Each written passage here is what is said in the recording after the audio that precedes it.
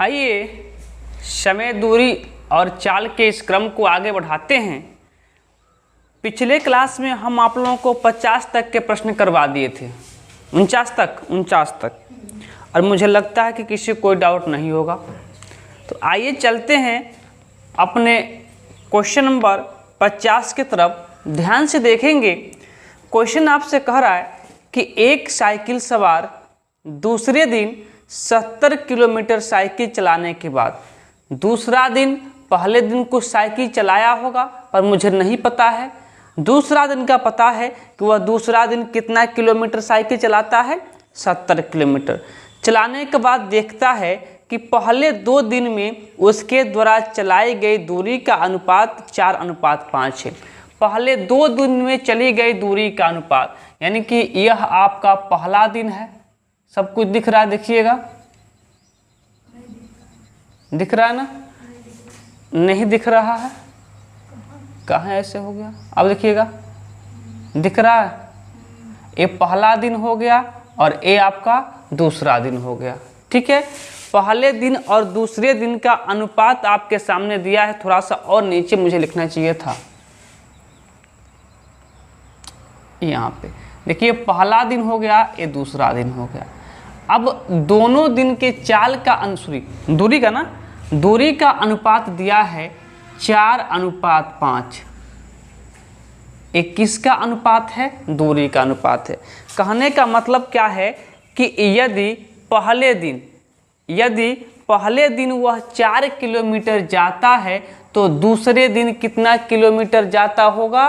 5 kilometre. लेकिन questions में कह रहा है कि जो दूसरे दिन है वो 5 किलोमीटर नहीं 70 किलोमीटर जाता है।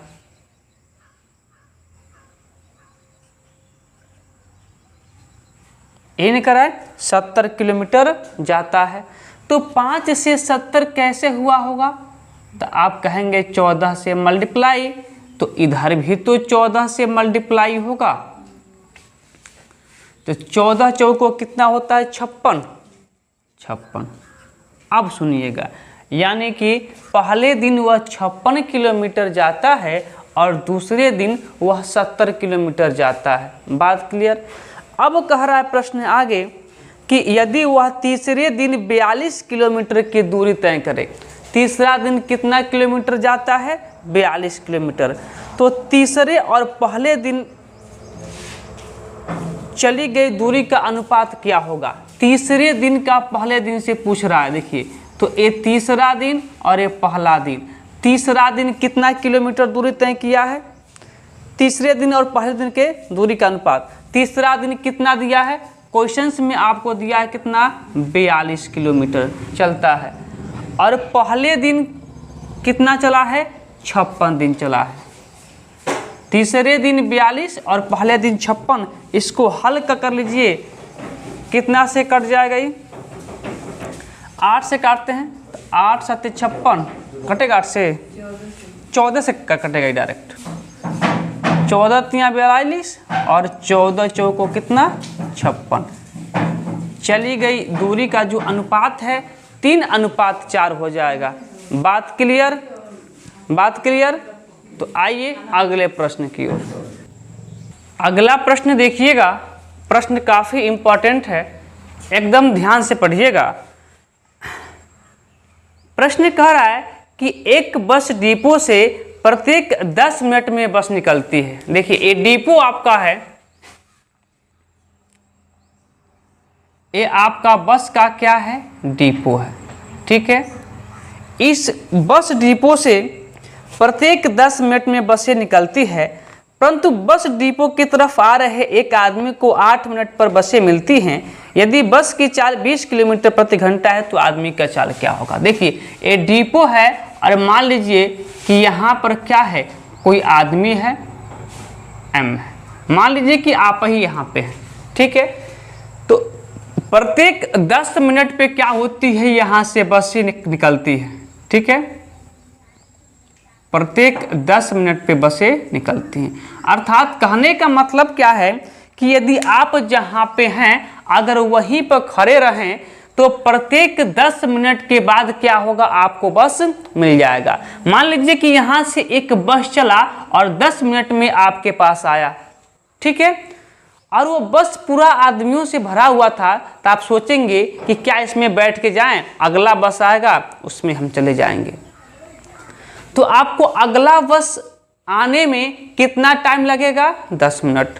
मान लीजिए वो भी बस आया और चला गया, क्योंकि उसमें भी आदमियों की संख्या ज़्यादा थी, आप बैठे नहीं, तो फिर आपको कितना समय इंतजार करना होगा, 10 मिनट और आपको इंतजार करना होगा। यानी कि प्रत्येक 10 मिनट बाद आपको बस मिलेगी। फिर आप सोचिए कि यार खड़े होने से बेहतर है कि कुछ दूर क्या करें, हम डिपो की तरफ पैदल ही चलें, ठीक है। तो आप कुछ दूरी डिपो की तरफ पैदल ही चलिए, ठीक है। जब आप पैदल चलना स्टार्ट किए हैं तो बस आपको प्रत्येक 8 मिनट बाद मिलना शुरू हुई है। यानी कि बस यहां से यहां तक 8 मिनट में आ जा रही है। तभी तो आपको 8 मिनट में बस मिलती होगी। बस यहां से यहां तक जहां पे आप खड़े हैं जाने में 10 मिनट, लेकिन जब आप कुछ दूरी, इतना दूरी आप पैदल चल के आ गए तो बस आपको 8 मिनट पे मिलना शुरू हो गई है, ठीक है। चलिए अब समझिएगा। तो जब आप यहाँ आ गए, बस वाला आपको देखा तो क्या कहेगा आपसे कि यार आपसे 2 मिनट सबर नहीं होता है। अगर 2 मिनट आप सबर कर लिए होते तो हम कहाँ आ गए होते, यहीं पे आ गए होते। क्या कहेंगे आप कि हम लोगों के अंदर पेशेंस नाम की कोई चीज़ है ही नहीं, क्या करें। हम भी सोचे पैर में दर्द हो रहा है, थोड़ा सा आगे बढ़े, तो आगे बढ़े तो आप 8 मिनट बाद मिले हैं। तो कहेगा कि आप, जब हम 8 मिनट में यहाँ से यहाँ तक आए हैं तो आप भी तो 8 मिनट में यहाँ से यहाँ तक आए होंगे। आप भी तो 8 मिनट की जो आपके समय था उसको बर्बाद किए, वहीं बैठे होते। तो बस को यहाँ से यहाँ तक आने में 8 मिनट का टाइम लगा है और आदमी को यहाँ से यहाँ तक आने में 8 मिनट का टाइम लगा है ना। यदि आदमी अर्थात आप यहीं पर रहते तो बस तो यहाँ तक आ चुकी थी, कितना टाइम लगता और बस को आने में, 2 मिनट का टाइम और लगता, क्योंकि ये पूरा टाइम कितने मिनट का है, 10 मिनट का है। तो 2 मिनट में बस आपके पास पहुंच जाती, पर आप पेशेंस नहीं दिखाए, आप 8 मिनट क्या हो गए, पैदल चलना शुरू कर दिए। अब देखिए, अब एक आपका बस के बारे में बात हो रही है और एक आदमी के बारे में बात हो रही है।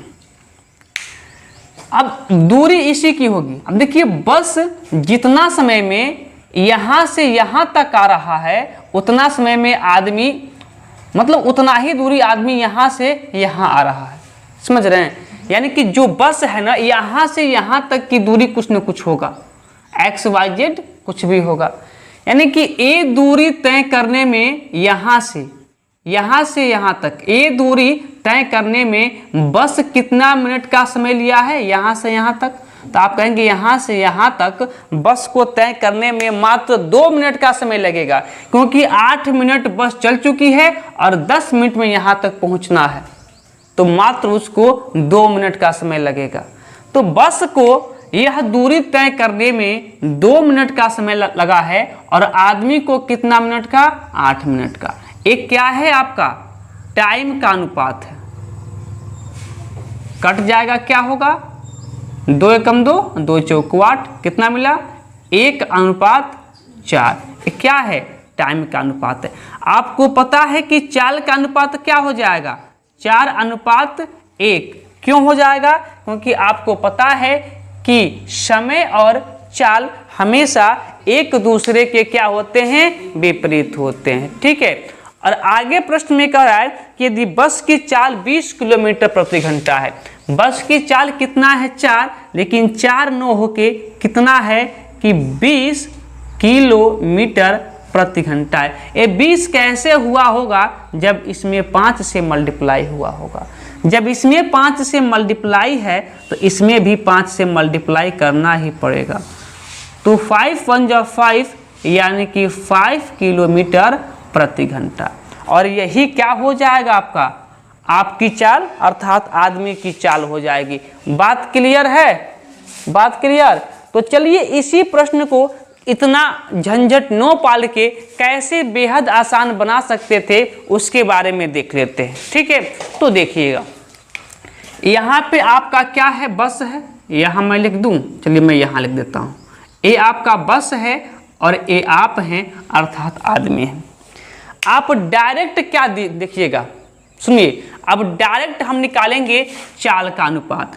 तो सिर्फ आप मुझे ये बता दीजिए कि इसमें बस की चाल ज्यादा होगी कि आदमी की। आप यहाँ पे खड़े थे तो आप ज्यादा दूरी तय कर पाएंगे या बस? किसकी चाल ज्यादा होगी? बस की चाल ज्यादा होगी। होगी कि नहीं होगी? तो देखिए, तो आप देखिए आदमी को प्रत्येक 8 मिनट में बस मिलती है। ठीक है, अब टोटल कितना मिनट में बस निकलती है? 10 मिनट में। प्रत्येक बस कितना टाइम में निकल पाती है? 10 मिनट में। और आदमी जब डिपो के तरफ चलता है तो उसे बस कितना समय मिलती है? 8 मिनट में। 8 मिनट में तो 10 में से 8 को घटा दीजिएगा, क्या मिलेगा? 2। अब एक आपकी वैल्यू मिला 2 और एक आपको वैल्यू मिला 8। मिला या नहीं? हाँ या ना? मिल जाएगा ना? अब किसकी चाल ज्यादा होगी, बस के या फिर आपकी, आदमी की? बस की चाल ज्यादा है ना, तो ज्यादा वाला बस के नीचे और कम वाला आदमी के नीचे। काट दीजिए अनुपात में, तो 4 अनुपात क्या हो जाएगा? 1। बस की चाल दिया है कितना? 20। तो कैसे? तो 5 से मल्टीप्लाई, किमी प्रति घंटा। तो यहाँ भी क्या करेंगे? 5 से मल्टीप्लाई किमी प्रति घंटा। ये आपकी चाल अर्थात आदमी की चाल हो जाएगी। दुनिया भर का झंझट पालने की आवश्यकता नहीं है। एक क्वेश्चन में आपको दिखा दिए हैं कि कंसेप्ट क्या है। अब जो भी प्रश्न आएंगे हम लोग डायरेक्ट करने का प्रयास किया जाएगा। अगला प्रश्न देखिएगा, कह रहा है कि एक बस डिपो से प्रत्येक 12 मिनट में बसें निकलती हैं, परंतु बस डिपो की तरफ आ रहे एक आदमी को प्रत्येक 9 मिनट में बस मिलती है। यदि बस की चाल 39 किलोमीटर प्रति घंटा है तो आदमी की चाल ज्ञात करें। ध्यान दीजिएगा, किस नियम से बता दें? जो डायग्राम वाला था या फिर शॉर्टकट वाला? जैसे कहें, चलिए एक और डायग्राम वाला प्रश्न बता देते हैं, उसके बाद से पूरा शॉर्टकट में करेंगे हम लोग। ठीक है, देखिए एक तो यहां पे आपका डिपो है और यहां पे आप हैं। ठीक है, यहां पे आप हैं। ठीक है, तो अगर आप वहीं पे खड़े रहें तो प्रत्येक 12 मिनट के बाद आपको बस मिलेगा। ठीक है, डायग्राम है लेकिन थोड़ा सा चलेंगे हम फास्ट। ठीक है, अब आप यहीं पे खड़े रहें तो 12 मिनट के बाद आपको बस मिलेगा, लेकिन आप बस के डिपो की तरफ चलना स्टार्ट करें तो आपको कितना मिनट में बस मिल जाती है? 9 मिनट में बस मिल जाती है। यानी कि यहाँ से यहाँ तक की दूरी तय करने में बस को लगा है 9 मिनट का टाइम। तो यहाँ से यहाँ तक बस तय किया है 9 मिनट में और आप 9 मिनट में मात्र यहाँ से यहीं तक गए हैं। गए हैं ना? ठीक है, तो बस वाला क्या कहेगा आपसे? यार आप मात्र 3 मिनट कर लिए होते और सबर, तो आपको 9 मिनट की दूरी पैदल नहीं चलना होता। ठीक है, चलिए, तो बस को ये दूरी तय करने में कितना टाइम लगा होगा? 3 मिनट का। यानी कि यह दूरी तय करने में बस को लगेगा केवल 3 मिनट और यही दूरी आपको तय करने में कितना लगेगा? 9 मिनट। ठीक है, तो एक बस है और एक आप है। यही दूरी बस को तय करने में कितना समय लगता है? 3 मिनट का। और आपको कितना समय लगता है? 9 मिनट का। एक किसका अनुपात है? टाइम का, है कि नहीं है? तो 3 कम 3, 3 3 9, क्या मिला? 1:3। एक टाइम का अनुपात है। तो समय और चाल हमेशा एक दूसरे के विपरीत होते हैं, तो चाल का अनुपात क्या हो जाएगा? 3:1। अब कह रहे कि बस को कितना चाल दिया है 39 किलोमीटर प्रति घंटा। तो बस की चाल 3 9 होके कितना है 39 किलोमीटर प्रति घंटा। तो 3 से 39 कैसे हुआ होगा, तो आप कहेंगे कि 13 से क्या मल्टीप्लाई। तो फिर यहाँ भी तो 13 से मल्टीप्लाई होगा। तो 13 है कम कितना होता है 13, यानी कि 13 किलोमीटर प्रति घंटा। यह आपकी चाल है। डायरेक्ट करना होता तो कैसे करते उसको भी देखिए, क्योंकि अब जो भी प्रश्न है डायरेक्ट होंगे। बस की चाल थोड़ा सा ऊपर लिख देते हैं, ये बस की चाल और ये आपकी चाल। क्या दिया है कि यदि आप वहीं पे खड़े रहें तो आपको 12 मिनट में बस मिलता है, लेकिन आप जब डिपो की तरफ चलना शुरुआत करें तो मात्र आपको कितना मिनट में 9 मिनट में, हाँ 9 मिनट में आपको क्या मिलेगा बस मिलेगा। 2 समय दिया है ना, एक 12 और एक 9, ठीक है। तो 9 को रहने दीजिए, क्योंकि ये तो जो हमको समय चाहिए कि स्टैंड के तरफ जाते वक्त उसमें दिया है। अब 12 में से 9 को घटा लीजिए, क्या मिलेगा आपको 3। अब बताइए चाल बस की ज़्यादा होगा कि आपका, तो डायरेक्ट आप चाल लिखिए। बस का चाल कितना 9 और आपका चाल कितना 3। 3 3 के 9, 3 कम 3, इस चाल का अनुपात। बस की चाल कितना है, बस की चाल कितना है, नहीं चाल है, दूर नहीं चाल है, स्पीड, ठीक है। तो बस की चाल कितना है 3 9 के कितना है 39 किलोमीटर प्रति घंटा। मल्टीप्लाई बाई 13 हुआ होगा। जब इसमें 13 से मल्टीप्लाई तो इसमें भी क्या होगा 13 से मल्टीप्लाई, 13 किलोमीटर प्रति घंटा आपका चाल हो जाएगा। आपको जो तरीका बेहतर लगे उसको कीजिएगा, पर इसको करेंगे तो 4-5 मिनट का टाइम लेके चला जाएगा। आप डायग्राम बनाएंगे फिर से क्या करेंगे, उससे बेहतर है कि ये तरीका अपनाइए। 10 से 15 सेकंड के अंदर आपके आंसर आपके सामने होगा। अगला प्रश्न देखिए, कह कि 28 मिनट की अंतराल पर 2 बंदूकें चलाई जाती हैं, परंतु रेलगाड़ी में सवार कोई व्यक्ति पहली गोली चलने के 26 मिनट बाद दूसरी गोली की आवाज़ सुनता है। यदि ध्वनि का वेग 390 मीटर प्रति सेकंड हो तो गाड़ी की चाल क्या होगी। आपको क्या दिया है कोई मतलब नहीं, क्या दिया कोई मतलब नहीं। एक तरफ साउंड की चाल दिया है, साउंड का वेग दिया है। साउंड मतलब क्या एस, और ट्रेन की चाल भी दिया है यानी कि टी, ठीक है। 28 मिनट की अंतराल पे 2 बंदूकें चलती हैं। कितना मिनट के अंतराल पे 28 मिनट के अंतराल पे, परंतु रेलगाड़ी में सवार कोई व्यक्ति गोली चलने के 26 मिनट के बाद सुनता है। तो 26 तो आपका है ही, 26 मिनट बाद सुनता है। अब 28 में से 26 घटा दीजिए, कितना होगा 2, 26 और 2। अब बताइए साउंड की चाल ज़्यादा होता है कि ट्रेन का, तो साउंड का चाल हमेशा क्या होता है ज़्यादा होता है। तो ज़्यादा वाला साउंड का चाल और कम वाला ट्रेन का चाल, एक क्या है आपका स्पीड चाल का अनुपात, ठीक है। निकालिए अनुपात, 2 से कट जाएगा क्या होगा 13:1। और ट्रेन की चाल किसका दिया जी, ध्वनि का चाल दिया है। ध्वनि का चाल मेरे अनुसार 13 है, लेकिन कह रहा है कि 13 नहीं है, कितना है 390 मीटर प्रति सेकंड है। तो 13 से 390 कैसे हुआ होगा, जब इसमें 30 से मल्टीप्लाई हुआ होगा। तो इस ट्रेन में भी क्या कर दीजिए 30 से मल्टीप्लाई कर दीजिए। 30 से 1 कम 30 क्या मीटर प्रति सेकंड, ये आपकी ट्रेन की चाल हो जाएगी डायरेक्ट। बस क्वेश्चन आपको डराएगा, क्वेश्चन देख के डरेंगे, पर सॉल्यूशन एकदम आसान सा होगा। अगला प्रश्न देखिएगा, डायरेक्ट करेंगे इसको। कह रहा है कि 33 मिनट के अंतराल पे 2 बंदूकें चलाई जाती हैं। परंतु रेलगाड़ी में सवार कोई व्यक्ति गोली चलने के 30 मिनट बाद दूसरी गोली की आवाज सुनता है। ध्वनि का वेग दिया है 250 मीटर प्रति सेकेंड, तो गाड़ी यानी कि रेलगाड़ी यानी कि ट्रेन की चाल क्या होगी? एक आपका साउंड का चाल है, थोड़ा सा इधर लिखते हैं, एक आपका साउंड का चाल है, एक आपका ट्रेन की चाल है।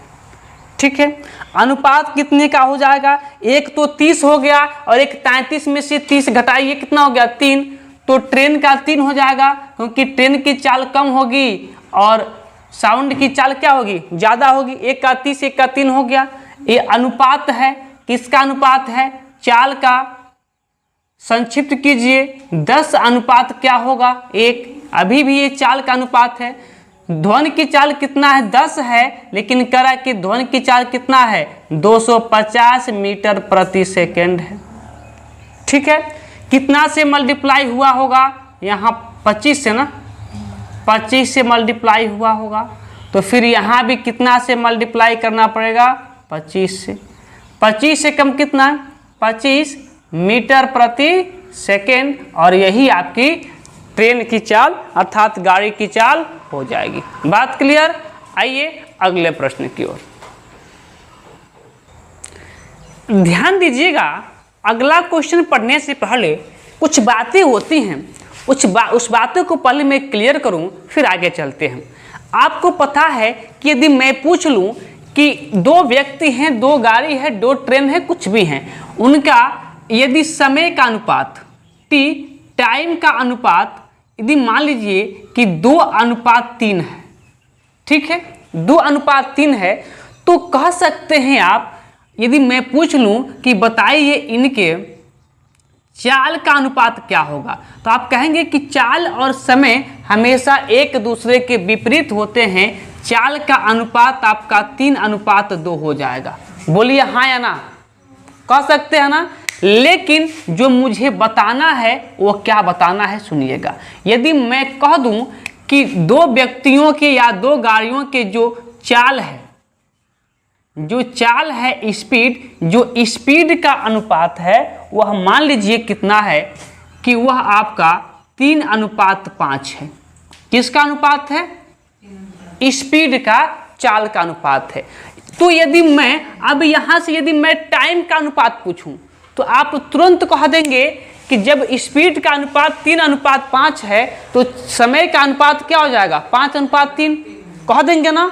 लेकिन मैं डिस्टेंस का अनुपात पूछ लूं, दूरी का अनुपात, तो क्या कहेंगे आप? बोलिए क्या कहेंगे आप? ध्यान से समझेंगे तो दूरी और चाल का जो अनुपात होता है वो हमेशा बराबर होता है। जो आपका चाल का अनुपात है वही आपके दूरी का अनुपात हो जाएगा। जो अनुपात आपका चाल का है वही अनुपात आपके दूरी का हो जाएगा। कैसे? तो चाल का जो अनुपात होगा, मान लीजिए कि पहले का 3 किलोमीटर प्रति घंटा है और दूसरे का 5 किलोमीटर प्रति घंटा है, तो फिर डिस्टेंस का अनुपात, दूरी का अनुपात क्या हो जाएगा? आप कहेंगे कि जो पहली ट्रेन है या पहला व्यक्ति है वह 1 घंटा में 3 किलोमीटर जाता है। कितना दूरी तय किया 1 घंटा में? पहला व्यक्ति 1 घंटा में, किमी प्रति घंटा का मतलब होता है कि 1 घंटा में चली गई दूरी। तो पहला व्यक्ति 1 घंटा में कितना किलोमीटर की दूरी तय करता है और दूसरा व्यक्ति 1 घंटे में कितना किलोमीटर का? 5 किलोमीटर का। अनुपात क्या मिला? देखिए पहले भी अनुपात आपका 3:5 था, अभी आपका 3:5 है। यानी कि चाल और दूरी का अनुपात क्या होता है? सेम होता है। बात क्लियर है? चाल और समय का अनुपात क्या होता है? विपरीत होता है। ये मारेंगे, हम बोले क्या है उस पर तो ध्यान दीजिए। चाल और समय का अनुपात क्या होता है? विपरीत होता है। और चाल और दूरी का अनुपात क्या होता है? समान होता है। बात क्लियर? तो आइए क्वेश्चन की ओर चलते हैं। देखिए इसको मैं साफ करता हूं। क्वेश्चन क्या कहता है समझिएगा। प्रश्न कह रहा है अगला आपका कि 2 व्यक्ति ए और बी क्रमशः 3 किलोमीटर प्रति घंटा, दो व्यक्ति ए और बी क्रमशः 3 एवं 4 किलोमीटर प्रति घंटा की चाल से पी क्यू के बीच 21 किलोमीटर की लंबी दूरी तय करते हैं। बी क्यू तक पहुंचता है और तत्काल वापस लौटता है और ए को आर बिंदु पर मिलता है। पी एवं आर के बीच की दूरी ज्ञात करें। देखिए कराए कि दो दूरियां हैं, ध्यान से समझेंगे। दो स्थान दिया है, एक P है और एक क्या है, Q है। इनके जो बीच की दूरी है वह कितना दिया है, 21 मीटर या किलोमीटर, 21 किलोमीटर दिया है। यहां तक बात क्लियर हो तो आगे चलें। यहां तक बात क्लियर है कि P और Q के बीच की दूरी कितना है, 21 किलोमीटर है। करा कि दो व्यक्ति हैं A और B, मान लीजिए कि एक ही स्थान से A और B चलना क्या करते हैं, शुरुआत करते हैं। लेकिन A चलता है आपका 3 किलोमीटर प्रति घंटा की चाल से और B चलता है 4 किलोमीटर प्रति घंटा की चाल से। तो Q पे पहले कौन पहुंचेगा, A की B? जिसकी चाल ज़्यादा होगा वही पहले पहुंचेगा। तो B की चाल कितना है, 4 किलोमीटर प्रति घंटा। तो B यहाँ से चलना क्या करता है, स्टार्ट करता है और कहाँ पहुँच जाता है, Q पे पहुँच जाता है। तो A भी तो चला होगा, A भी तो क्या होगा, चला होगा। लेकिन क्या होगा, B जितना दूरी तय किया होगा उतना दूरी A तय नहीं किया होगा। B जैसे ही अपने गंतव्य स्थान पे पहुंचा है, यहाँ से फिर क्या किया है, रिटर्न होना चालू हो गया है। और A भी यहाँ से यहाँ तक चल रहा था और B यहाँ रिटर्न होकर आके मिल जाते हैं सब। यहाँ तक बात क्लियर है, यहाँ तक बात क्लियर है। दो व्यक्ति की चाल क्या है, एक A नाम का व्यक्ति है और एक B नाम का व्यक्ति। चाल का अनुपात क्या दिया है आपका कि 3 किलोमीटर प्रति घंटा और 4 किलोमीटर प्रति घंटा। एक किसका अनुपात है, चाल का, स्पीड का अनुपात है। अभी हमने बताया था कि दूरी और चाल का जो अनुपात होता है बराबर होता है। जब ये चाल का अनुपात है तो दूरी का अनुपात भी तो यही हो जाएगा। बोलिए हाँ या ना, हो जाएगा। क्या प्रश्न पूछा है, देखिए करा था कि B Q तक पहुंचता है, B Q तक पहुंचता है और तत्काल वापस हो जाता है और A को R बिंदु पर मिलता है। और यहाँ पे कौन मिल जा रहा है, A से मिल जा रहा है, मिल गया R बिंदु पे। अब सुनिएगा आगे कह रहा है कि P एवं R के बीच की दूरी ज्ञात कीजिए। P और R के बीच यहां से यहां तक की दूरी पूछ रहा हमसे, यहां से यहां तक की दूरी पूछ रहा है। तो यहां से यहां तक की दूरी किसका हम तय की गई दूरी निकाल दें तो हो जाएगा। केवल आप ध्यान से देखेंगे यहाँ पे कि जितना दूरी A तय किया है ना वही निकाल दीजिए, P और R के बीच की दूरी हो जाएगी। क्योंकि P और R के बीच की दूरी ही कौन तय किया है, A तय किया है। और A कितना दूरी तय करता है, 3, तो B करता है, दोनों मिलकर कितना दूरी तय करते हैं। अगर A करता है 3 किलोमीटर, B करता है 4 किलोमीटर, तो दोनों करते हैं कितना किलोमीटर, 7 किलोमीटर करते हैं ना। लेकिन दोनों मिलकर यहाँ पर कितना दूरी तय की है, एक्चुअली में 42 किलोमीटर। क्योंकि A 21 किलोमीटर तय किया है और फिर A जो दूरी है नीचे की दूरी, नीचे ऊपर नहीं है पर मैं समझाने के लिए मैं बता दे रहा हूँ कि जो नीचे की दूरी 21 किलोमीटर है B ने तय किया और ऊपर की जो दूरी है 21 किलोमीटर दोनों मिलकर तय किए हैं। तो 21 दूना कितना हो जाएगा, 42। तो A की वैल्यू कितनी हो जाएगी, 7 छक्के 42 6। P और R के बीच की दूरी निकालना है तो किसका दूरी निकाल दीजिए, केवल A का। देखिए A यहाँ से गया है और यहीं पे आके मिल गया है और यही दूरी क्या है, P और R के बीच की दूरी है। यानी कि केवल आप 3 की वैल्यू निकाल दीजिए, 3 की वैल्यू, 1 की वैल्यू 6, तो 3 की वैल्यू कितनी हो जाएगी, 18 किलोमीटर और यही P और R के बीच की दूरी हो जाएगी। बात क्लियर। अब जो भी प्रश्न होंगे डायरेक्ट करेंगे। कैसे? अगर इसी को डायरेक्ट करना होता तो कैसे करते? डायग्राम को भूल जाते, आप तुरंत दिमाग लगाते कि 21 किलोमीटर है ना, दूरी को कीजिए दोगुना, दूरी को कीजिए दोगुना। ये तो बात आपको पता है कि A है B है, चाल का अनुपात दिया है तो वही आपका क्या हो जाएगा, दूरी का भी अनुपात हो जाएगा। दोनों मिलकर कितना दूरी तय किए हैं, लेकिन दोनों मिलकर यहाँ पे कितना दूरी तय किए हैं, तो जो भी आपका दूरी दिया है उसका कर दीजिए आप कितना, दोगुना। तो 21 का दोगुना कितना हो जाता है आपका, तो 1 की वैल्यू कितना, 7 छक्के 42 और 3 की वैल्यू कितना होता, 3 छक्के 18 किलोमीटर। यही आपका उत्तर हो जाता। अब जो भी प्रश्न आएंगे सिर्फ इस नियम से होगा, नो कि इस नियम से होगा। ठीक है ना। चलिए अगला प्रश्न कह रहा है कि दो व्यक्ति ए और बी क्रमशः 5 एवं 7 किलोमीटर प्रति घंटा की चाल से पी एवं क्यू के बीच 36 किलोमीटर की लंबी दूरी तय करते हैं। बी क्यू तक पहुंचता है और तत्काल वापस लौटता है और ए को आर बिंदु पर मिलता है। पी एवं आर के बीच की दूरी ज्ञात करें। ठीक है, देखिए डायरेक्ट करेंगे। एक ए दिया है और एक बी नाम का व्यक्ति है। दो व्यक्ति हैं जिनके चाल का अनुपात कितना दिया है, तो आप कहेंगे चाल का अनुपात 5 और 7 है। तो जब चाल का अनुपात आपका 5 किलो, थोड़ा सा इधर लिखते हैं, यहाँ पे लिखते हैं ए और बी। अब ठीक है, तो इनके चाल का अनुपात कितना है, 5:7 है कि नहीं है? चाल का अनुपात कितना है, 5:7। तो यही आपका क्या हो जाएगा, इनके डिस्टेंस का भी अनुपात हो जाएगा।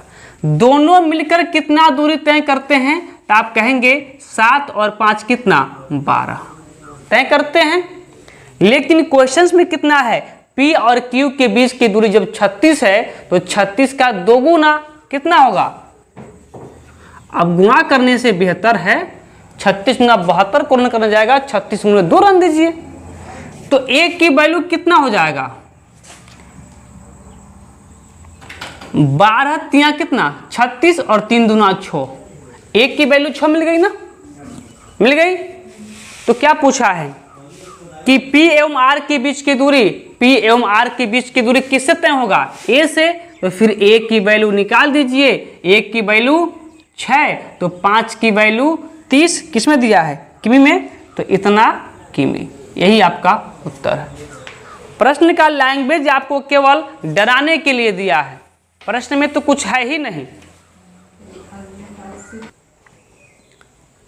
अगला प्रश्न, प्रश्न नंबर कौन सा होगा, 57 ना। हाँ, कह कि देखिए लैंग्वेज देखिएगा इसका और सॉल्यूशन देखिएगा इसका।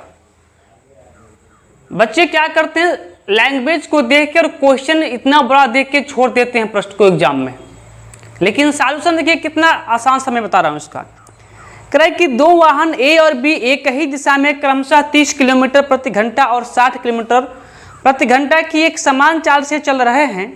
वे एक ही समय पर एक ही स्थान से 120 किलोमीटर की दूरी के लिए निकलते हैं। तेज चलने वाला वाहन बी लक्ष्य तक पहुंचता है और उसी चाल से वापस लौटने लगता है। दिया कि मान लीजिए उसे दिशा बदलने में होने वाले समय की हानि नगण्य है, यानी कि 0 के बराबर है।